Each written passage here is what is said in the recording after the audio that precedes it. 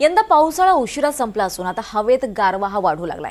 गुलाबी थंडी पडायला सुरुवात झाली आहे। थंडीपासून बचाव करण्यासाठी गरम कपड्यांची दुकानं सुद्धा थाटली जात आहेत। नागरिकांचेही पाय या दुकानांकडे वळू लागलेत। यंदा गरम कपड्यांचे असंख्य प्रकारचे कपडे बाजारात उपलब्ध झालेत आणि या सर्व गोष्टींचा आढावा घेतलाय आमचे प्रतिनिधी मनीष रक्षमवार यांनी।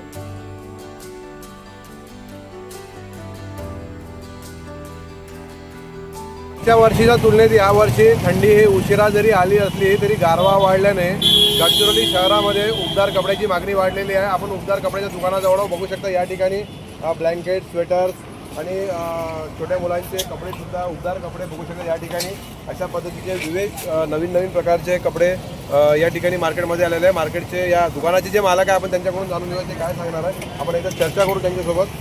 काय यावेळेसच्या थंडीचा काय सांगाल? थंडीचा जोर वाढला आहे, त्यामुळे ग्राहकाची गर्दी आणि उत्साह आहे ग्राहकामध्ये आणि त्याची लगबग तयारी जोरदार सुरू आहे ग्राहकांची।